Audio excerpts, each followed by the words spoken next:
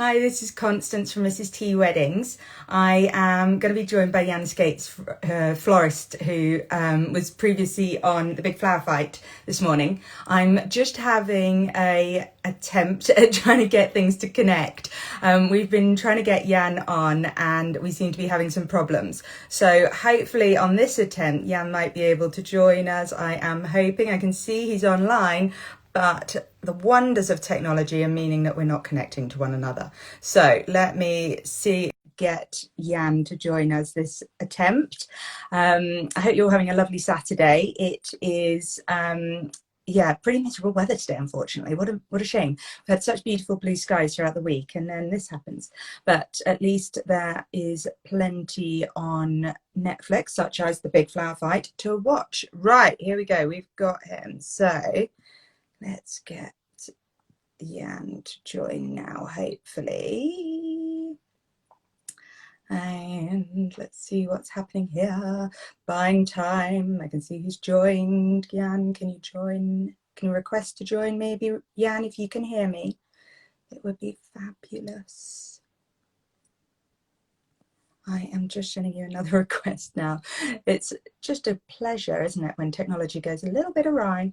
And also, Instagram has changed. Ah, there he is. Hello. There the fabulous man is. You're looking fabulous. How are Happy we? Saturday. I know, isn't it wonderful? It is. It's a Dark little and bit gloomy rainy here. here. How are you for weather? Dank and overcast. Yeah, it's the same. What a shame. Wonderful outfit today. Loving the hat. Exceptional. Well, I thought with the introductory video you'd made, I couldn't possibly not wear a hat at least. Very good. I assume that there's very little of interest going on underneath. No, everyone in pajama bottoms on the bottom half. I always assume on these. Yes, I'm wearing slippers. I'm with you. Snap. Oh, Jade Source just said, good morning, you fabulous people. She knows both of us. So, mwah. All right. Well, Jade is a big star. Jade was one of my very, very, very first Instagram followers. Right back in the day, like when I only had like 2 followers. She was right in there. Don't quite know how that happened. So, yes, she's fabulous. She's a core organic follower. She's a true friend. yeah, she is. I love her. Oh, fabulous. Well, that's great. So how do you know? How do you know Jade? How do you know Jade? Makeup. So she's got involved with Sweet 15 as well. So both of you have got, she's saying, biggest fan, he had no choice but to meet me. So Jade is, we should really invite her in as well. So Jade is a makeup artist. So for weddings, of course, we need makeup artists to make our brides look stunning and beautiful on their big day. So yeah, Jade's been fabulous. Well, Constance, we are all relying on you now to give something. It's been a slightly quieter year, I'll admit. We want to create. We can't just sit here and look at pretty pictures all day long. We need to be out there making stuff. It just doesn't work sitting down. No, it's not how creatives work, is it? Just sitting at a desk without much to create. Tell us about what you did yesterday, because that's quite fun. Tell us about what your day was yesterday. Well, first I actually planned a massive big photo shoot yesterday. It was meant to be, I don't know if you come across my floral frames. Yeah. And we'd invited lots of very exciting Londoners to this photo studio and to take portraits of them. It was Hannah from Glow Up, you know, the makeup program. Yeah. Rowan from the Bake Off, who I have a huge man crush on at the moment, and sort of a few other people. Just at the moment. Hello, Rowan, if you're watching. Don't be frightened. And then it was sort of, we had to cancel a couple of weeks ago because of, lockdown 2.0. But then out of the blue, I've had this Indian client for years and years and years. suddenly got in contact saying, well, we can't celebrate Diwali Yeah. like we normally do. Today's Indian New Year, Diwali, a Yeah. festival of light and hope. Um, so instead, she decided to send flowers to all her billionaire mates around London. so, so I had the poshest delivery route I think I've ever had. It Did was, you? oh my God, it was like, I couldn't believe it. It was like, I started with their house, which is Berkeley Square, Oh, nice. then to Carlton House Terrace, which is where Wow. all the big London clubs are. Yeah.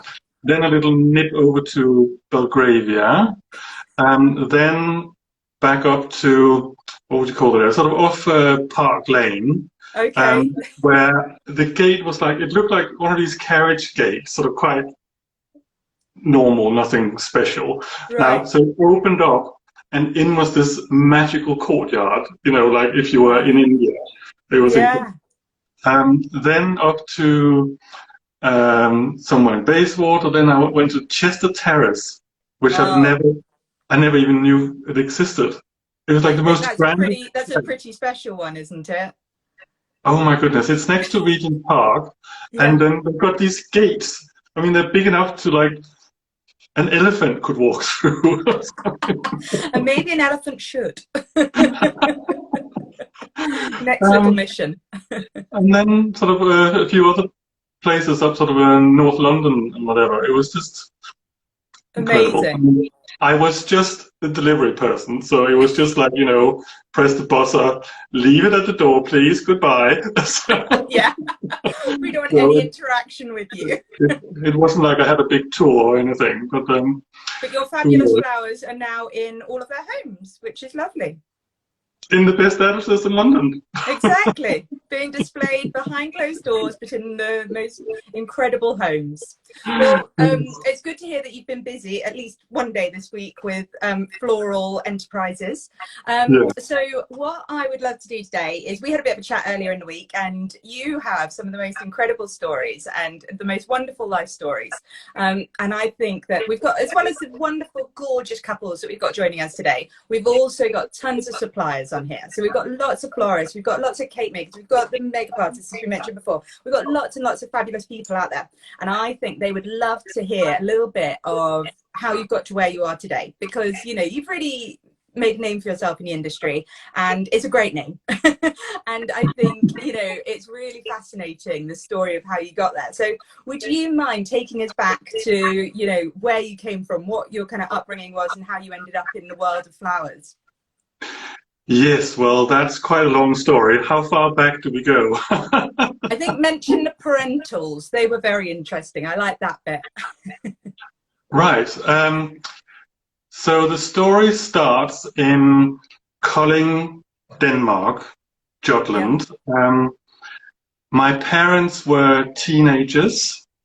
They were basically 18 when I sort of suddenly popped up, but very, very enterprising. So from a tiny one-bedroom flat in a basement, within 6 years, using my mother's very clever economics brain, they moved several times. And within 7 years, we went from that basement to a 3-story, 4-bedroom townhouse on the sort of outskirts of the inner Colling. And they were And hippies to start with, weren't they? well, they were, well, I think my dad was definitely a middle class kid with hippie aspirations or something. Okay. An They were, aspirational hippie. yes, they were always voting sort of very far left and always having sort of very heated discussions in the evenings with their other long-haired, long-bearded friends who would be coming around in the evenings. I think my dad had definitely had a beard growing competition with quite a few of his friends. It was quite impressive, Took it and very not just seriously. and not just did they have these big beards, they also had these lapels, Oh, sort of wow. down to sort of here, which later on, when I was a teenager, I sort of started to explore those bits of his wardrobe. So basically, because they were sort of very entrepreneurial, and they were very much sort of do it yourself, make, do, and mend. So there was always like paintings being made. There was toys being built. We made all our own clothes. Because Wonderful. my granddad was a tailor and my mother was a seamstress anyway. So it wasn't like sort of a, go and buy some new clothes. It was, oh, let's make some new clothes today. Amazing. Very what Sound of Music. I don't think we ever wore the curtains, but I couldn't be. I won't quote you on it, but. So so they got this big house. After 3 years there, having completely done up the place from scratch, they decided, let's move to the countryside. So they, at the age of 10, having never really seen a wild animal, having never been on a bike, having never done any sort of physical exercise much other than walking to school, which was only around the corner.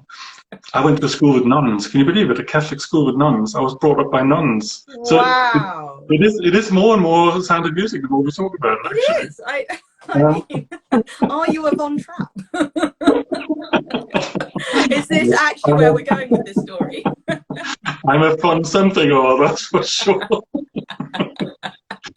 And so we moved to the countryside. By this point, I had a dog. Very soon, we had a cat, and then the whole sort of menagerie started moving in. Because it was such a small place, Constance, there was only 8 people in my year. Not just my class, my year, 8 people. Goodness. 8 people. So to have any kind of sports team, everybody. You were always in the team, at least. Everyone had to do it. So I was doing handball, football, badminton, whatever they could manage to get together. We were doing it. And I had to cycle to school. It was like 2 miles down the road. And I'd never been on a bike before, so my granddad, my bricklayer granddad, took me on his lawn one afternoon, put a stick in the back of an old bike he'd put together himself from scraps, and said, "Come on, you have to learn this because you're going to be out in the sticks now." And then eventually it's the old trick where you sort of drive around, you think you're supported, suddenly they take the stick out and you're cycling yourself. Yeah, it's like the original stabilizers. Yeah. So that was that. But incredible. I was really worried about the countryside. I thought this is never going to work for me. But actually, I think it probably saved my life.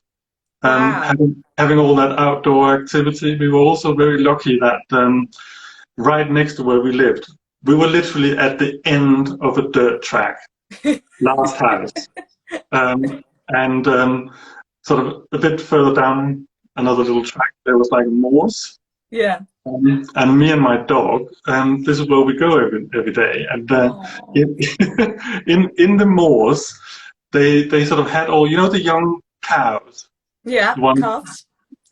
Well, they're sort of 1-year-old young female cows, a bit wild. They were sort of just left there to sort of grow up a bit, I don't know. Get so their personalities out. Just socialize. Come on, it's like a business ball down in the moors for the cows. So we would always come across these sort of semi-wild cows in the middle of the woodland moors there. So it was always like a bit of an adventure, and I got a real appreciation of nature, which I'd never had before. So I think that's probably where some of it comes from. My mother would be growing things. We had sort of within the grounds, like almost like an allotment where she would be growing vegetables and things. So yes, it was quite fabulous. Very organic upbringing. I love it. It's fabulous. And of course, exactly being an only how child, upbringing should be, I think. where you're at one with nature and you're exercising and you kind of got a healthy way about life. Yes, but I think also I was an only child, so be forgiven for thinking that I'm really spoiled or something. But it was more a case of sort of get on with it. Yeah. It's like there's the I road was an to the only child school. as well. It was sort of like you're the third All right, adult, so just get on with yeah, it. exactly. And when you're brought up by teenagers, basically, which I was, it's just like you're another little sibling, an Yeah. annoying little brother. Um, but and yeah, so just sort of get on with it. Right. Make your own Yeah. entertainment. We're not here to entertain you. Peel some potatoes for dinner tonight. Go and cut the lawn. Um, Yeah. don't bother me Wow. right now. Go outside. Go and meet some friends. Yeah. Leave us alone, I kind of got thing. told that so many times, go and make some friends. Like, how? That's so difficult. Not when there's only 8 in your year. Yeah, exactly. No choice. Them or the cows. So then I think you grew up in this wonderful existence, and then you went off traveling a little bit, didn't you? As you went to art school and then Yeah. off traveling. So my parents kicked me out at sort of 19. By then they'd had enough of Brutal. me. Yeah. And I went off to Aarhus, which is the second town in Denmark. Right. They had they still have a nice art academy there. Yeah. So you have to imagine something out of France, sort of circa 1900 or something. Yeah. Very, very traditional, like an old building, creaking floorboards, naked people standing around, and you have to draw all day long. That's literally all we were doing. It was all about just drawing naked people all day long. And I thought art was like, it's like, hello, the 20th century happened. We've got No. abstract art, we've got cubism, we've got No. surrealism, we've got everything going None on. of it. Who is But Solar Witch? No. so I lost interest quite quickly on, and then I sort of decided in '89. By this point, I'd been in school for a year or something. Oh, to heck, let's just go to Berlin. So I moved to Okay. Berlin with a couple of friends Yeah. that whole summer. Yeah. It's like 4 months or something. And then I realized that actually Berlin, which I thought was like a metropolis, like an exciting big place, wasn't actually that much bigger than Aarhus. Because that was when the wall was still up, you were saying, wasn't it? Yeah. The wall came down in November that year. Right. Wow. So it was very, very, well, insular is the right word, because they were literally surrounded in the middle of Eastern Germany. And so it was full of wild people. And if you went out a little bit, you would meet everybody literally within the first couple of weeks. It was village life. Yeah, it was village life. So I thought, well, actually, I might as well just go home. So I went back to art school, did a bit more, just to confirm that really this was a very bad choice. You don't want to give up too quickly. Yeah. So no, I didn't quite finish art school. I have to be honest about that. You probably learned the lessons you needed from it, though. Or didn't Yes, well, I found that the further you got on with it, after having sat and drawn boobs and bottoms all day long, then it went on to another stage, which was about just talking about drawing boobs and bottoms all day long. And I was like, well, actually, I want to just paint. Okay, I'll just paint. Yeah. So I have a cousin in Copenhagen who's also an artist, and he suggested I should come and join him for a bit. So I moved over to him in Copenhagen. Yeah. Met quite a few artist-related sort of people. Had some exhibitions. Started painting in a little studio and that sort of thing. And I thought, right, this is what artist life is meant to be. So I was actually quite happy with all that. I had a very good friend from where does the flowers come into this? This is a very, I very know. long-winded We're road. nowhere near a flower at the moment, unless you're painting flowers. That's the only place to go. I didn't really know about flowers, other than, even though all the ones that my mother grew, I never knew their names. I never knew sort of anything what to do with them. She wasn't really much for sort of arranging flowers in the house, really. Okay. They were sort It was of an outdoor thing. in the garden, looking pretty. I'm pretty sure she more had like sort of specimen plants. So she would have like one dahlia Yeah. and sort of like one sunflower or something like that. And then because it was like if it couldn't be eaten, what was the point of it? Kind of thing. It was using up valuable land. Yeah, exactly. So okay, but I will. There is a link to the flowers coming in. So basically. So one of the places I had an exhibition in Copenhagen, a friend of mine's gallery, he also had a flower shop. Aha! So it was sort of flower shop in one building and gallery in another building. Yeah. So when I had my exhibition, he was going out on his deliveries, and then he would say, "Jan, just come and look after the shop." And I'm like, what if anyone asks me to do anything? I'm like, I don't even know the names. I don't know how to do anything. Let it only be roses. I know a rose. Well, barely. So I was in there and I was sort of looking at the things. I was, oh, there's actually some interesting colors, interesting shapes. Yeah. This could be interesting. So I did start looking at flowers in that sort of sense. And this tiny bit of experience, which was only like a couple of weeks, I then later put to use, which I'll tell you about. So I had a very good friend who I'd met in Aarhus, a Danish girl called Charlotte Larsen, who traveled to America all the time. Okay. She would go to America, stay for the visa, come back home, stay however long, go Get back out there for her 3 months again. Yeah, back and forth, back and forth, back and forth. She went to a jewelry school over there, and she had a series of unbelievably beautiful boyfriends in LA. It was quite a romance going on out there. So one of the times she came back to Copenhagen, and we had a flat together. And she basically told me that traveling and moving is not difficult because, as you're saying, I had done some traveling. I tried Berlin, I tried Paris, couldn't speak a word, no chance. I tried sort of different places. And just before she came over, I'd done a Eurorail trip with my cousin. Traveling around by train. Yes. Yeah. Now, young people out there, you never have heard of this, but they used to have this magical scheme where you could buy one rail ticket for a month, and I think it was something like 100 euros. It was so cheap, wasn't it? Yeah. And then you could basically go wherever you wanted. So I thought, well, I'll try these capitals. Let's see as many capitals as possible, and then just pick one to move to. And it just turned out that after 1 week, we ended up in London and never left. The most expensive trip to London. Oh my God, Constance. Have you ever heard of postal checks? Which one? Postal checks. No. It was like a type of a payment where you would get this checkbook.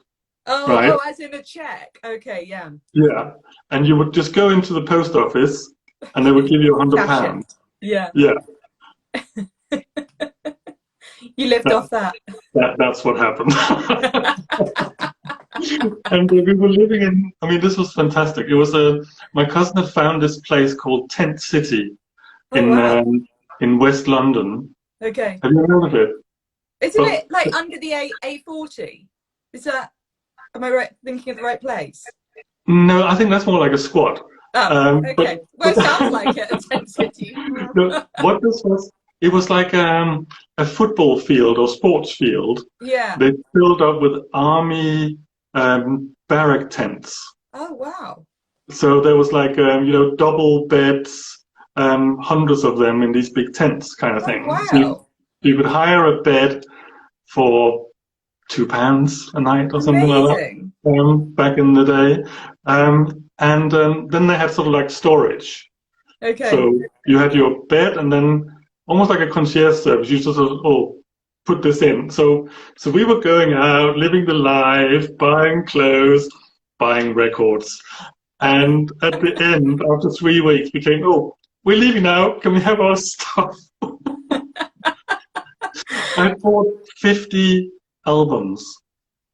Oh Like my goodness. this big. More clothes than you can imagine. And we're like, how are we going to get this home on the train? Anyway, long story short, I realized that London was the place. Yeah, that was going to be your true calling.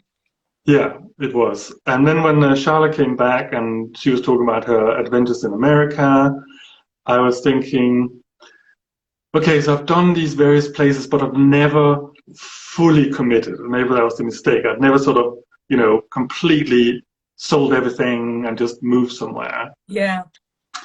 So I decided to just do it. Very brave. It is scary. And she was sort of moving back as well and all that sort of thing. So we had several weekends where we would go to like a little local square in Copenhagen where they had a market and just sort of sell what bits we had. Yeah. Kind of flea market type style. Yeah. So I came to London pretty much just with like a small stack of albums. Okay, and not your full 50. You went down. It was very edited down. And a badminton racket. Don't ask me why.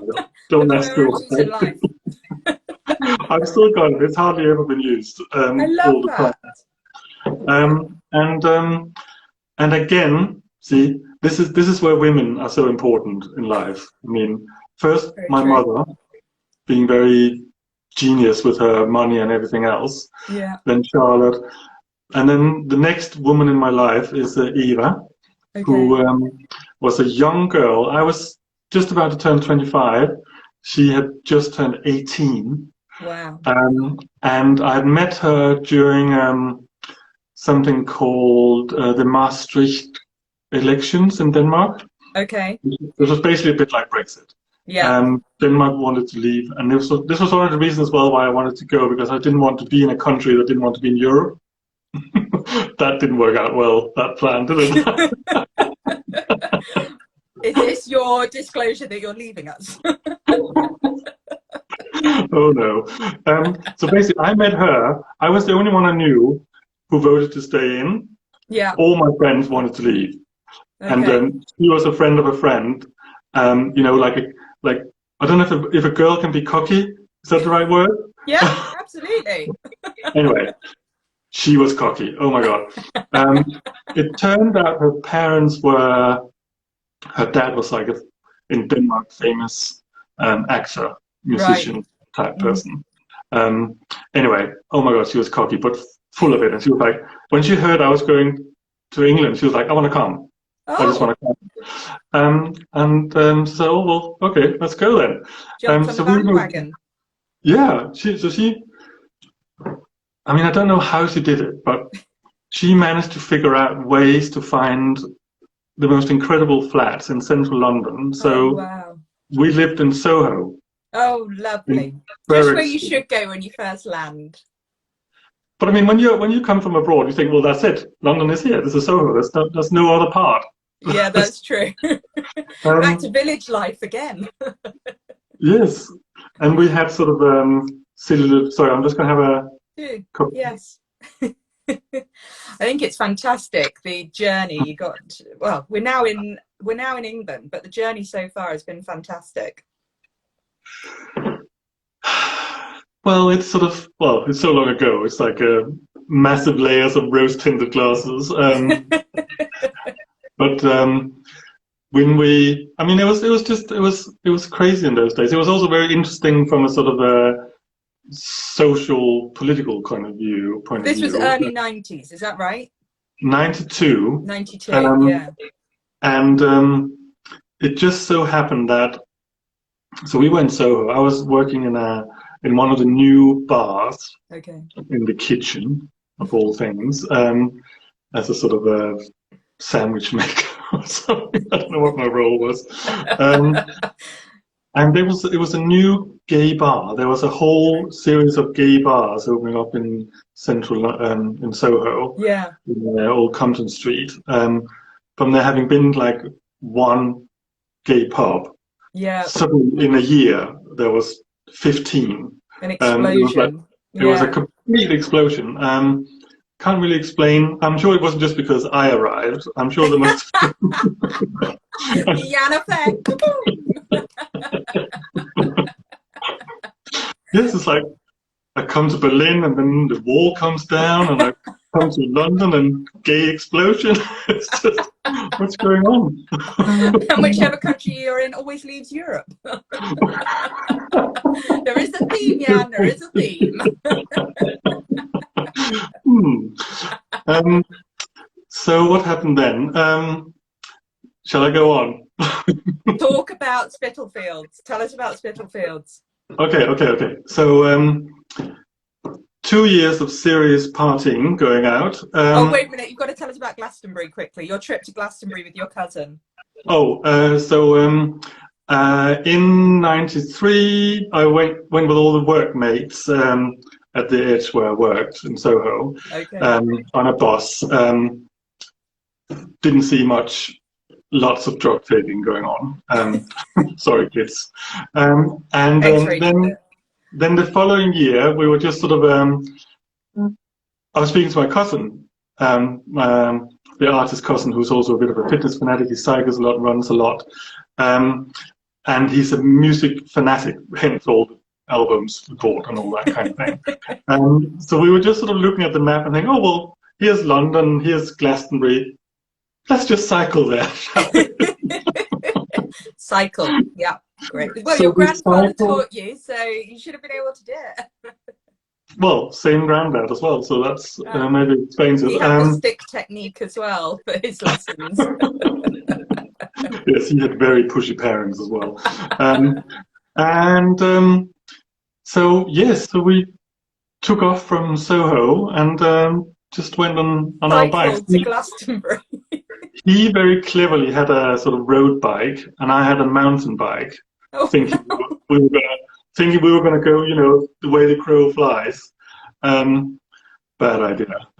wow. Luckily, again, the women came to our aid. We had two girlfriends who were also going, but they were taking a bus. Oh, So they basically girls.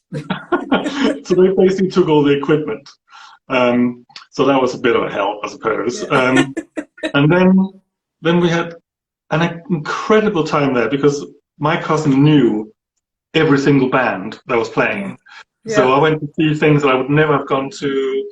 I saw his name just escaped me now. Sort of a country western star, Johnny Cash. Johnny Cash, yeah. Johnny Cash, which I would never have gone. He was like the equivalent of like the sort of the icon stage. Yeah. Like a Dolly Parton would do it, or Yeah. or somebody. Sort of in the middle of the Sunday or something when everyone was completely jaded. Totally magical. Standing there in the field, all these young people just singing to these old songs with this old dude on the stage. It was just incredible. A magical moment. Unforgettable. I mean, it was quite a lineup. Check out the lineup in '94, Glastonbury, Radiohead. You go on, and I saw them all. Fabulous. So that was incredible. And then back to reality. Okay, you had back to get to a job in Spitalfields. So I'd done this food thing, and I'd worked in a couple of pubs afterwards, sort of taking on a bigger role with food. And then Charlotte comes back into my life again. Her boyfriend at the time was coming to London to study law or something. Right. So she was coming as well. She was like, oh, let's have a studio together and it'll be like good old days in Copenhagen. So I had just been on, they had something in East London, what was it called? It was like a double-decker bus that Right. would go around to all the art studios in the East End, like Oh, a tour. right. Yeah. I can't remember what it was called. So it was Yeah. like an open studio sort of a bus Yeah. tour. Yeah. Yeah.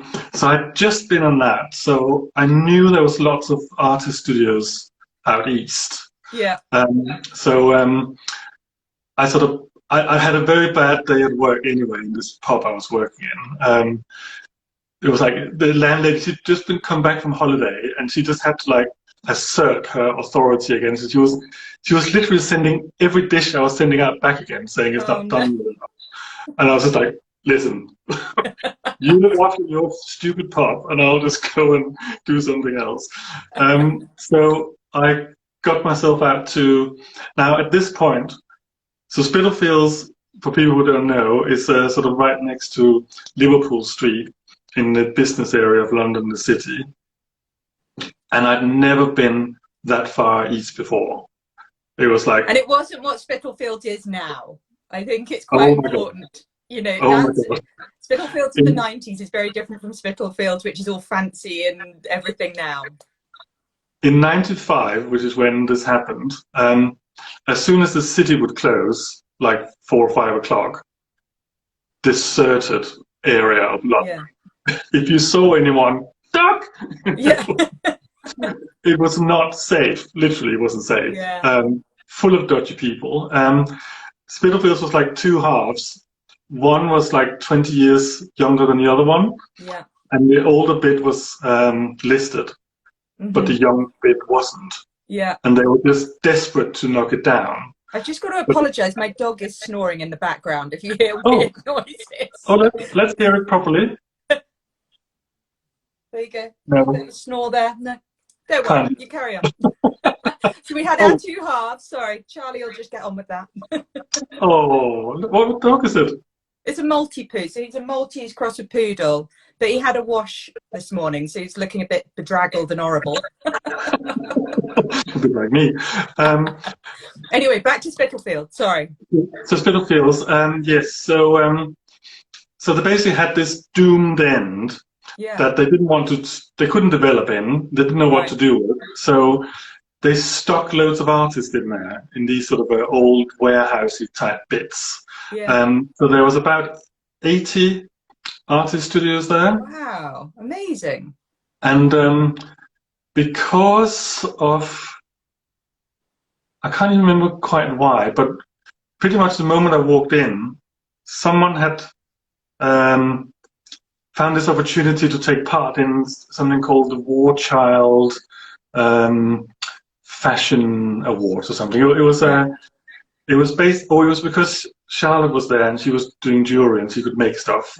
And I think I said something about stage design or something, which is what I did in Copenhagen at the end. Sorry, I didn't go into anyway, theatre land. I could have been in the theatre, but it didn't happen. Basically, now. So someone came to me and Charlotte and said, so we're doing this charity. It's basically lots of famous people designing clothes, even though they're musicians or whatever, but we need someone to make it for them. So she was asked to do some belt buckles for someone from U2, and I was asked to do some musical hats for Laurie Anderson. Okay. You know her? No. Music, American music. Oh, Superman. Very, very conceptual musician. Anyway, and this was all organized by Brian Eno, and the catwalk was at the Saatchi Gallery, and there was like lots of big wigs, and it was like auctions. They were auctioning all these bits of clothing off. Okay. So basically, what was running around in the artist studios was Jan has exhibited at Saatchi. You know? So they were all like, ooh, ooh, ooh, you're a big artist. Oh, how that helped you. And I was like, oh my God, this is just like Copenhagen, where people just, as soon as you can talk yourself into being famous, even though you've never actually done anything. Yeah. But anyway, so dangerous Spitalfields, no work. no job, no money coming in as such. So I thought, well, there's a little flower shop. I practically worked in a flower shop, having my 2 weeks experience looking at in the pretty gallery. colours and textures. So I just walked into the flower shop and said to this big Dutch woman who was running it, "You need me in your flower shop." Of course you do. And she just like looked at me like, "No, I don't." But I need you out of my flower shop immediately. That way. Yeah. But my boss has a little wholesale place in Hackney. So basically, she was linked up with a little Turkish guy called Ali, who had one of the arches, you know, the railway arches. Yeah, yeah, yeah. 3,000 square foot of dampness in in Hackney's sort of Cambridge Heath Road. Yeah. It's still there. It's a plant shop now. Amazing. So I went there and did like a day a week to begin with. And what it was, this is where sometimes with learning, you have to just be patient. And it sometimes has to just come to you by osmosis somehow. Yeah. So basically my job was to, back in those analog days in the mid-90s, I had to write all the names of the flowers on little chalkboards and stick them in the right ones. All the price labels and things, labeling them all out. Yeah. And of course, no Google, no mobile. So it's just like, Adjuratum. I wonder which one that You know, he had a very sort of peculiar taste as well in flowers, had Ali. So they would quite often change as well. So every week there would be like 10 new things. I was like, oh, bloody hell. And I would have to wait for some, all the clients were like super hard East End girl florists. Okay. You know, they had no time for me whatsoever. It's like, oh, just tell Ali to call me. Don't get out of the way and let me shift you out of the way of the flowers. But I think they sort of warmed to me eventually with my complete bumbly hopelessness. And then Ali sort of started giving me more and more responsibility in the sense that he had these, the way he was, so he would be operating during the week, and then on the weekend he would get rid of everything, send them out to markets to just sell it, whatever. So my first sort of big job was to do little £2.50 bunches for the market. Little posies. And they consisted of 5 stems. Okay. And it was actually a really good learning process because you can't just put 5 roses into a big bag, sort of rattle around. It looks terrible. So you have to learn about sort of fillers and star flowers and interest and color. So I did that, and then he saw I clearly had a talent. And very resourceful. So he sent me off to all these bloody markets to man them. So I did sort of Camden on a Friday for a while, Greenwich on a Saturday, and then Spitalfields was the big one on a Sunday, where we would literally do 100 bunches, bouquets on a day. And what was interesting from my point of view, that location was that it was surrounded by artists living in that area at the time. It was all the YBAs. So we had Gavin Turk, we had Patrick Hughes, we had what are those 2 guys? Gilbert and George, Tracy Emin. So when all the galleries were really taking off around there, weren't they? Well, it was more the artists were living in all those old houses around there because they were cheap. And they all came to the market on that day. So, brilliant. But me being Danish, I mean, we have this thing in Denmark, sort of very egalitarian, sort of no one is better than others. So it's like, oh, so what? You just want to turn a price. what do I get? Kind of, you know what Here's I your mean? posy of flowers. I mean, if it'd been today, I would have been networking like crazy. It's like, here's my card, here's my card. But in those days, I was still a bit sort of whatever. So, so because the market authority there knew me as a tenant with the art and as Yeah, a trader with the flower stall, yeah, when they eventually kicked us out of the art studios, okay. they offered me these short leases in the shops. Um, and so this is a few years later. Charlotte has been and gone. She's come back again. So I said, well, but what do you fancy having a shop together? Sounds like Oh. fun, doesn't it? So we had these short leases. I mean, it was so cheap. They just wanted it. They just wanted something in They there. needed the space filled. Yeah, Yeah, exactly. So it was like £90 a week or something yeah. for a shop, Amazing. which is That's just ridiculous. incredible. And I think the very first day when we were decorating it, it was like one of those moments. I don't. Have you done much DIY painting in your house? Not a great deal. Okay, I'm so this afraid I'm the is something. opposite of you. I call somebody to come and help me. So this is what not to do. Okay. If you're painting both the walls and the floor, Yeah. don't paint the floor first and get up on a tall ladder and start painting the wall. Okay, just Because logic would tell me that. I don't need your. you go splat. And Oh my literally, goodness. How you take your teeth out? well, why do you think they look like that? And literally, when that happened, a restaurant that just opened across the road came in and said, "Oh, we're just opening across the road. We'd like doing our flowers." Oh, brilliant. The rent was paid before we even opened in the day. Fantastic. Um, so there was lots of like little lucky things that happened.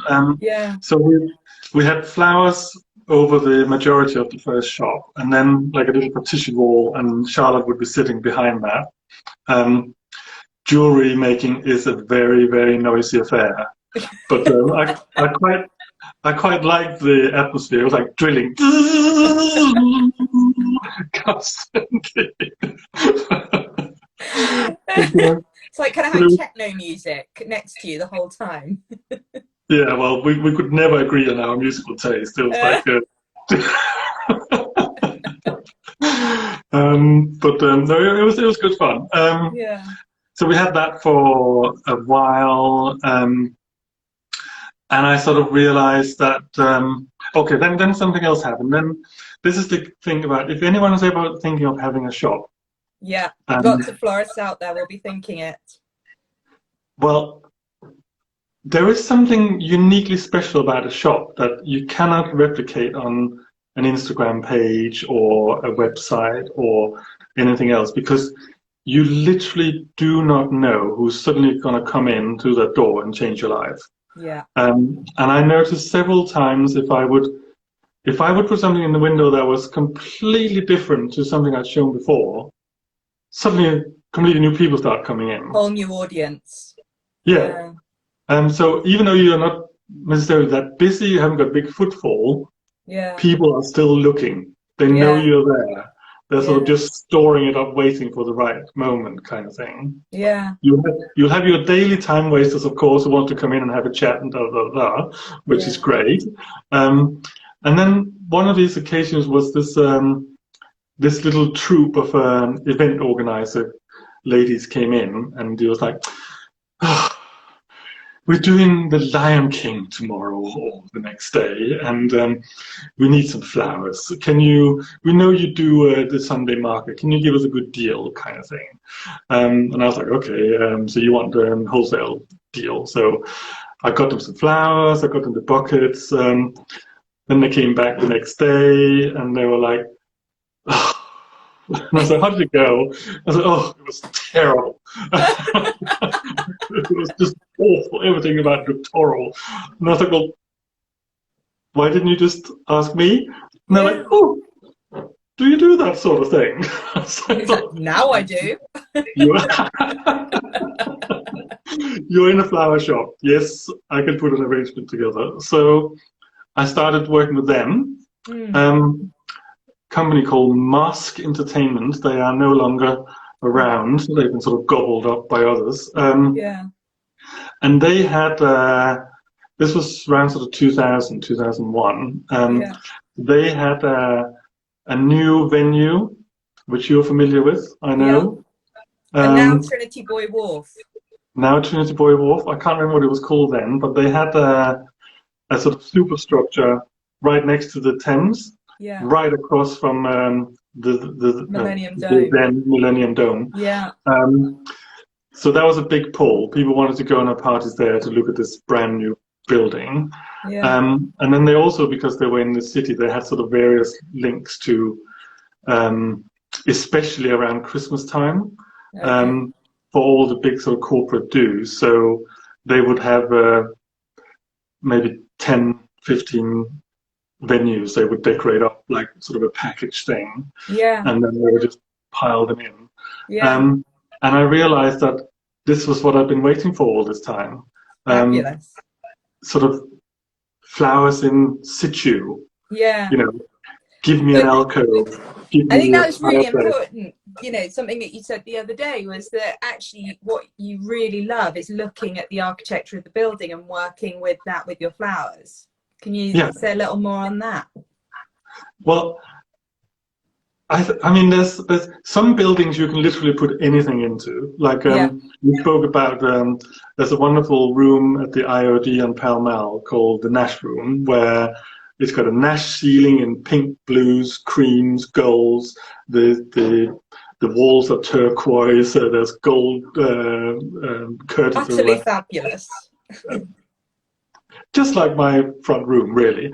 And you need to take us on a tour of your house now. Sorry, I haven't got anything like that. But in there, you can literally put any color and it works. And then there's other rooms where, if it's like really stark, you have to be really, really careful with putting too many colors together sometimes. So I think the architecture really dictates what you can do. I mean, you can choose to follow that or not. Some people will go into, I mean, you go with a bride to a venue, and in your mind, you're thinking, I know exactly what this place needs. And then the bride says, well, this is what I want. And you're like, okay.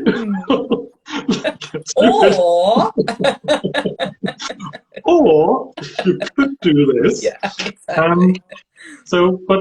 But I love that process as well. With I mean, there's one way with events, when you're working with event organizers, you have to really sort of listen and do and be reliable, and you get to a moment of trust, and eventually just say, this is the date, this is the budget, turn up, go for it, that sort of thing. Whereas with a bride, it's the complete opposite, because she's a complete novice. She's never done this before. Sometimes you get the mom involved, who thinks the mums usually like to get involved with the flowers. Or you get like an older sister or something who's got married before. And that's a different type of listening process. And then of course there's the meetings when you turn up and the whole family are there. Before COVID times, I have turned up at a meeting where there was literally 12 people there, who all wanted to be heard, who all had an opinion, who all thought they knew best. That's a lot of voices. That's 4 hours. That's an initial 4-hour meeting. But it is lovely. I mean, it's you get it with the professionals, as in the event organizers. It's just like next. Whereas with the bride, this is like the ultimate.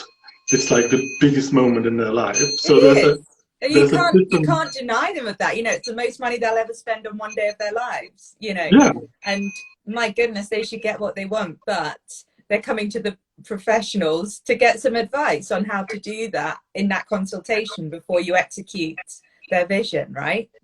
But it's lovely to see. And I mean, my currency when it gets to brides is tears. Oh my God. If they start crying the moment they see the bouquet, I'm like, okay, I'm done. I can go home. My time is spent here.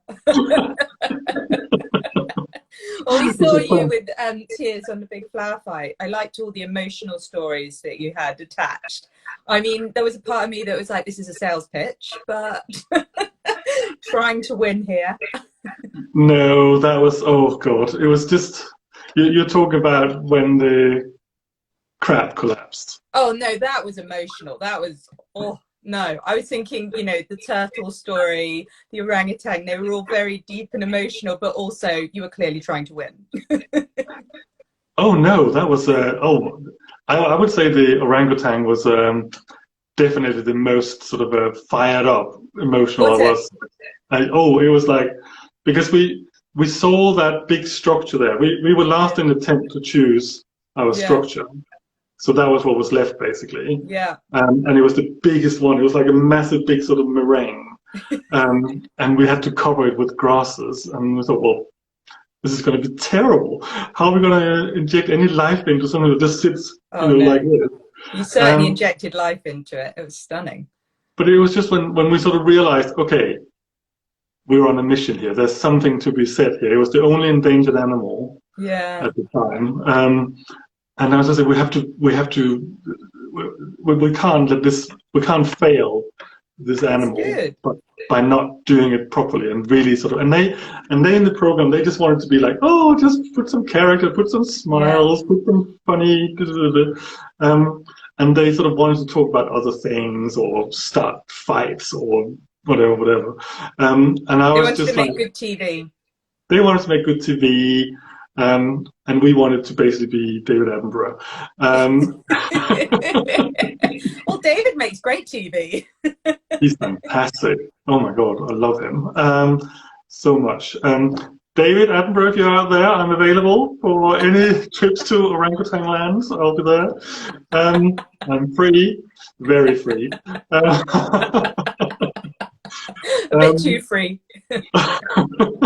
No, that was, it had to be said that way. And I just, every time they came with the cameras, I was like, oh, well, tell us a funny story. I was like, no, I just want to talk about orangutans. That's it. So that's brilliant. I love that. Because I don't think you really saw that as much as probably was the case on the show. So it's lovely to hear. Really special. Yeah. And so I think just going back to your weddings quickly, I think there's one thing that both of us, really enjoy when we're having these consultations with our clients and really figuring out what it is that they want. And tell me, how you, what you say to them about being a brand. Just explain that a little bit. Well, this is kind of how I approached some of my initial meetings. I mean, it sort of depends. If you're friends with them, you do different ways. But if it's like a completely unknown quantity, it can be a good way of starting a conversation. But trying to tell them that what they're doing on their big day is like a brand launch. Yeah. And you want to show the world that this is what you stand for, whether that be luxury grandness or natural woodlands or whatever it is. So if you can sort of boil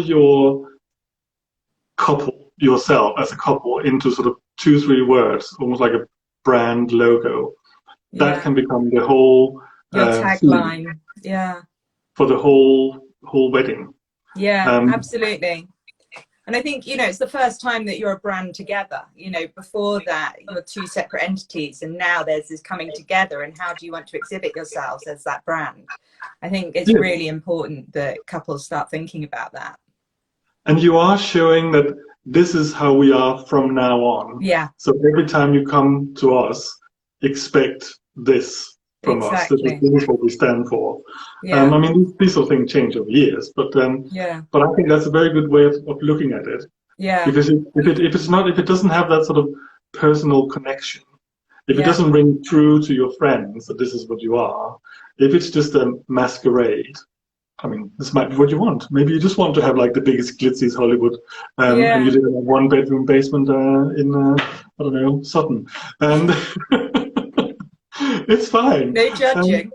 I mean, I wouldn't be surprised that now these days that people want something that's just so far from reality. Yeah.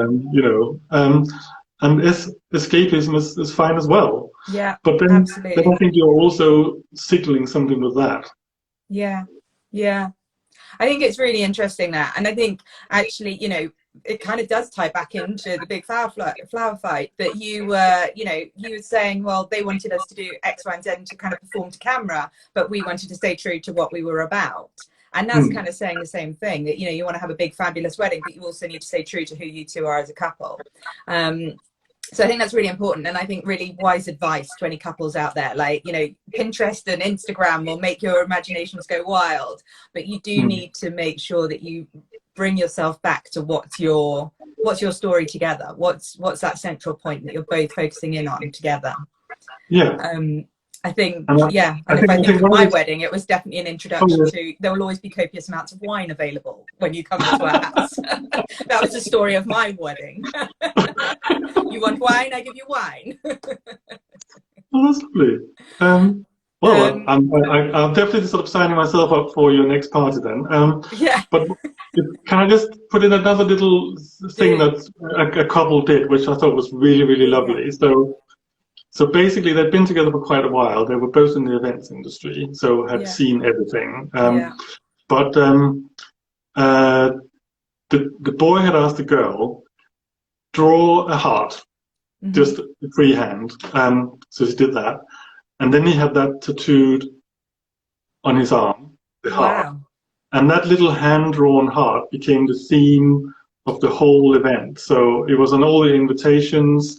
It was they'd had it made out of wood, and it was like put on like a little hill as you drove in. This heart, Oh, just that sweet. heart, Wow. and it was just sort of everywhere. This little heart, Yeah. and it can be little things like that. I mean, that's so personal. Yeah. It's so personal. You will never forget that, and it will sort of. This is where a wedding should bring you closer together as Yeah. well. I mean, Yeah. that's what you're doing, isn't it? You're basically getting closer. So there should be all these personal things. So when you look back years ago and say, "Oh, do you remember that silly idea we had?" But it sort of worked Yeah. out in the end, and it's just the stories to tell your children. It's stories to tell. It's all about storytelling. It is. It's all about storytelling. And I think that's absolutely right. You know, I think a lot of people, as soon as they get engaged, it's sort of like, right, now we're wedding planning and become kind of machines of like, we need to fire out all these things. We need to be booking these suppliers. Blah, blah, blah. Well, actually, you need to enjoy it. It's the most temporary status you're ever going to have, as long Yeah, as your engagement isn't forever. And in that time, you need to really embrace that and start, you know, really thinking about those special moments together and make sure that it is, like you say, a coming together rather than you know, just a massive to-do list. yeah. I think it's really important. That's special. And so I think everyone is desperate to hear about the big flower fight. So just give us the lowdown. I mean, give us warts and all, tell us best and worst bits of the show from your perspective. Oh my God, I feel this should be an episode in itself. I know, we're kind of going over here, aren't we? But I can't let you um, go without talking about it. okay, well, so what I keep telling people who asked about this is like, check your emails. Read all those funny, weird spam emails that comes from people that you don't remember why you signed up in the first place. Yeah. So basically, I'm a member of something called NAFAS, Okay. National Association of Flower Arranging Societies, Yeah. and they send you endless amount of emails about flower shows, about you name it, something. Yeah. And this was just one morning. I think I'd done my Monday deliveries or something, and I was like, "Oh, I've got nothing better to do." So I read this email, and it was like a flyer Mm-hmm. with like these big green monsters on it, made out of plant material.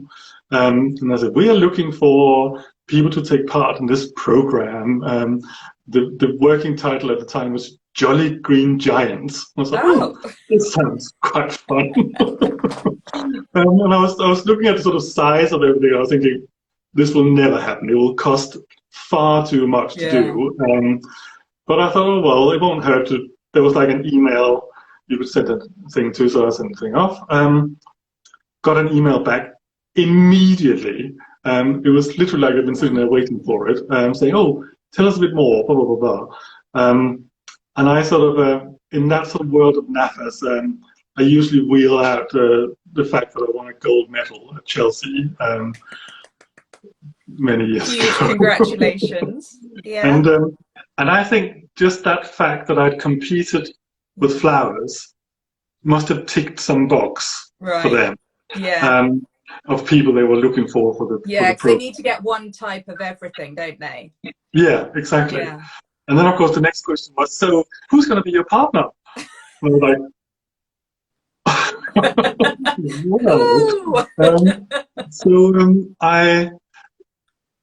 I do a lot of photo shoots, and I work with a Brazilian lady called Carolina Mizrahi. You should check her out.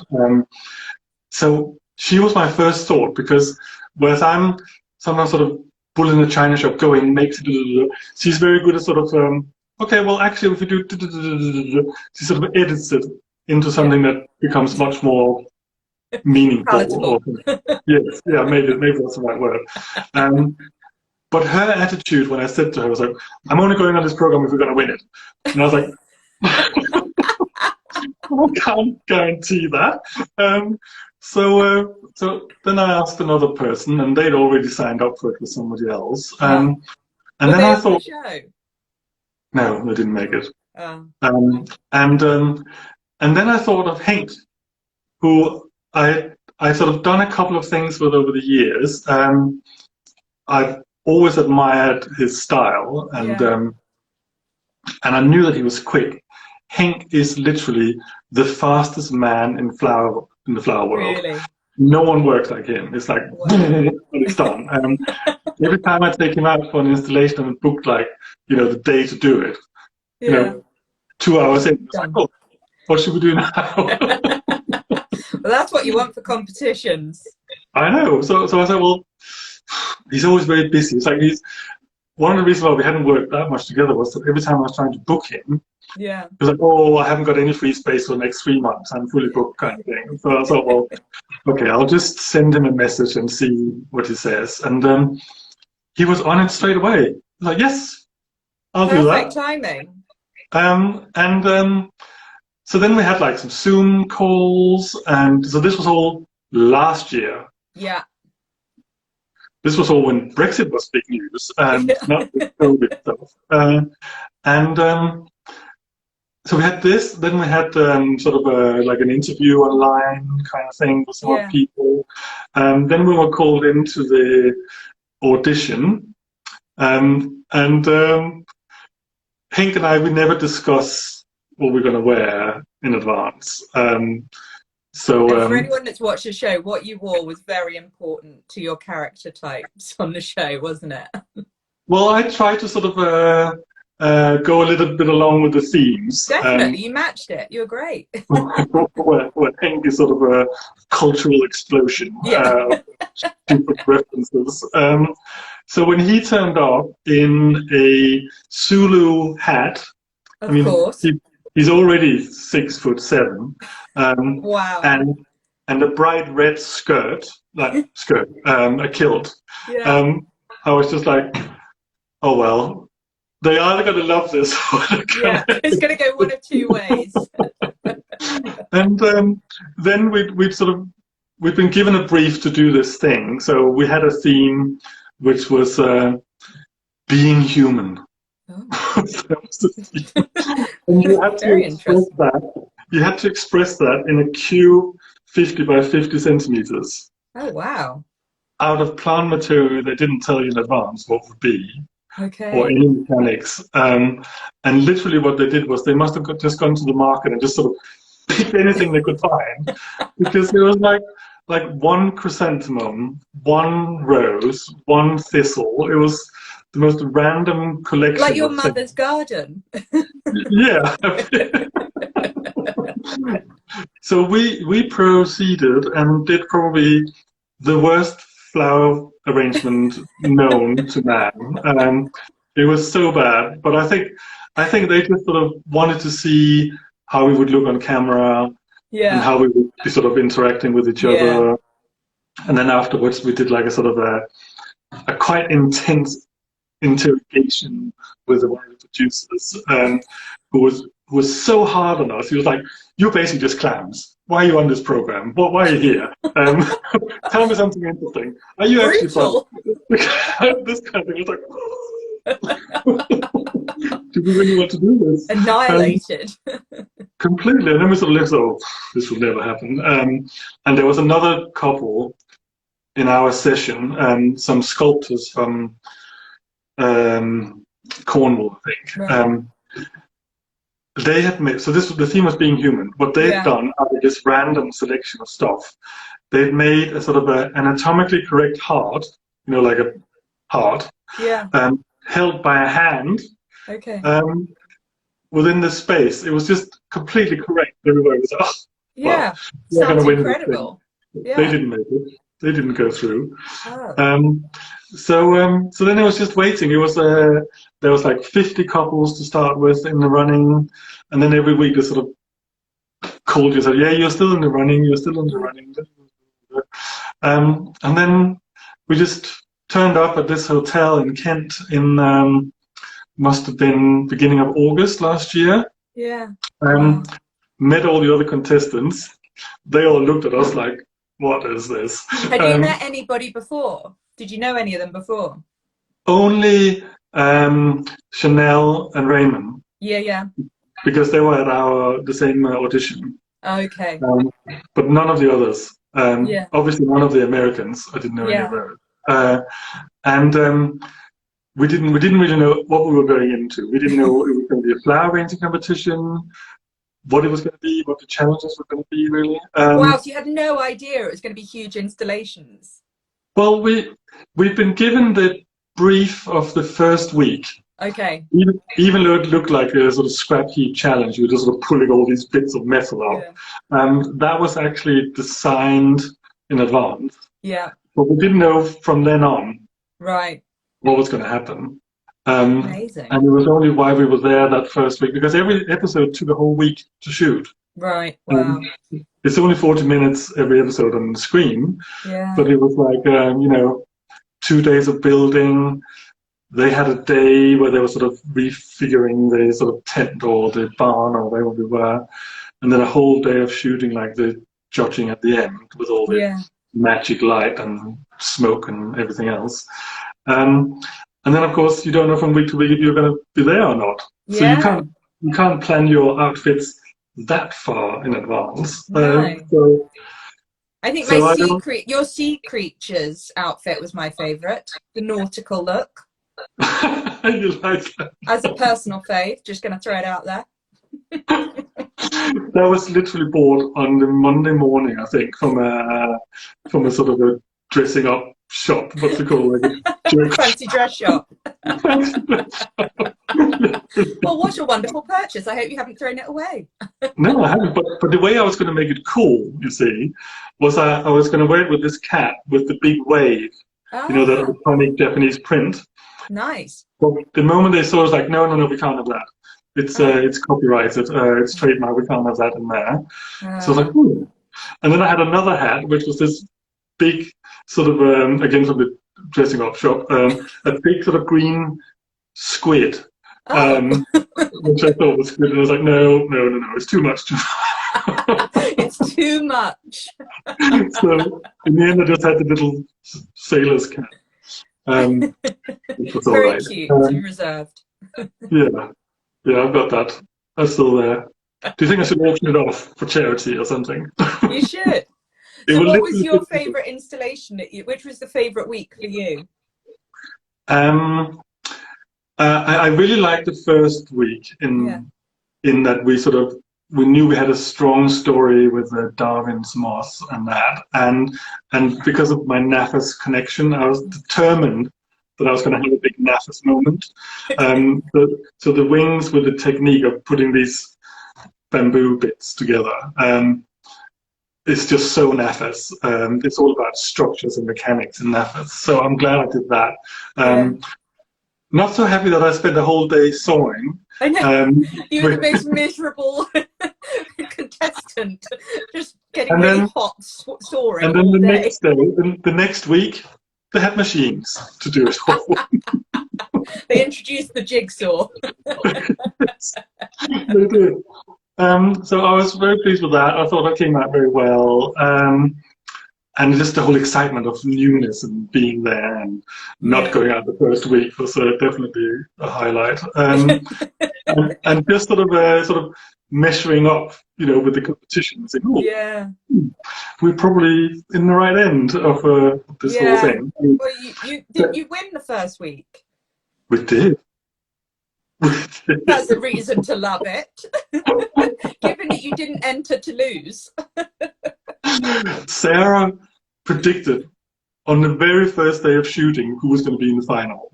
Oh, really? Bold as brass. Said, "Yeah, well, I'm definitely going to be in the final, and you probably are, and I'm just working out who's going to be the other one."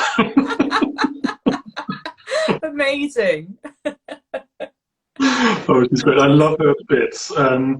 We're gonna, as soon as we can do anything with traveling, we're gonna go and join her traveling flower circus in America, and brilliant! Just go around and see stuff. This is the thing about Netflix as well. If you look at my insights, it's only about 10% of people who follow me who are in the UK.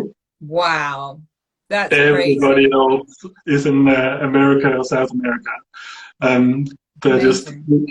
As I said to you the other day, we could literally go on a world tour of America tomorrow if we wanted to. But there was a big, in Colombia, they were going to do this big wedding fair with us as the theme pretty much. And I'm sure most of your listeners and followers will know that Colombia is a very big producer of roses and hydrangea.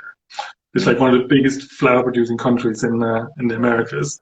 And they said, you can literally have whatever you want. Wow. And what a treat. When can we go? So there's things like that.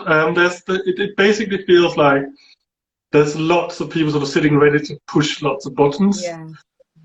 But we just can't really do it yet. But in the meanwhile, let's do lots of little micro weddings. Exactly. And tell everyone very quick. So thank you so much for your time. And anyone that's interested, you're part of Sweet 15. So if you want Jan to be your wedding florist, he's ready to go. And he will find out what your brand is and make sure that he's got the flowers to match. It doesn't always have to be crazy insects and things that you've become known for. But what I want you just to tell everyone about quickly before we go is about the fairies. Right, so I've got a challenge at the moment, which is it's actually flower fight related because there's a big person in London called Layla Watts who designed all the samples for every week. So the big structure in the beginning. She's great. Follow her, Layla Watts. She did these little fairies made out of plant material. So I thought this should be a challenge. This should be a challenge. Everyone should be making their own. And there's a tutorial on my YouTube channel, just my name, Jan Skates. There's a few bits in my Instagram stories. And it's basically just about making these cute little, it's like Christmas decorations. They're little so fairies. Cute. I've been watching yours and they're just adorable. My favourite, so my nickname is Conker and everyone knows me as Conker. So for me, the best one was the Conker head. Oh, yeah, well, Conker's a bit heavy for a head, that's the problem. But when I was thinner, I used to have that problem. I'm going to have another go at that. But basically, yeah, it's there's a hashtag Jan Floral Fairy. It goes until Wednesday. Have a go. It's just for fun, but there is a little price, which you can see in my descriptions. And yeah. Brilliant. So go make some flower fairies. What else are you going to do during lockdown? There isn't much else to do, except you can go and get some gorgeous bits of nature from your gardens or on your walks in the country, whatever you're up to this weekend. Gather some gorgeous little pieces together. Go onto Jan's Instagram, where he'll give you a tutorial on how to make your fairy. Need a bit of twine, am I right? Twine, a bit of glue. And a conker or two. Not me, but another. But it's all about getting the character, you know, what are you going to do for hair? What are you going to do for a hat? What are you going to do for skirt? Yeah, Absolutely. There's Make one them thing your there. own. And then they send their submissions to you through using the hashtag, posting it on Instagram with the hashtag, and then you'll decide a winner on Wednesday. Well, it goes until Wednesday, wherever you are in the world, and then we'll choose Thursday, Friday, and Okay, announce perfect. Friday. Wonderful. Well, look, something for everyone to do. Jan, you have been so generous with your time. Thank you so, so much. No, loved it. Loved it. Yeah, I think we're going to do some more fun things together when we can actually be near each other. But Definitely. in the meantime, have a wonderful Involving week. some wine, hopefully. Oh, that would be nice. I mean, is it wine o'clock here yet? Not quite, but it's 5 o'clock somewhere. That's what I always know. Have a fabulous weekend, and I can't wait to see you properly in the future. And thank you so much for sharing all your wonderful stories. Thank you so much for having me. I've really enjoyed it. So it's great. I hope everyone at home had a good time listening as well. Yeah, fun morning. Brilliant. Thank you, Jan. Take care. Okay. Bye.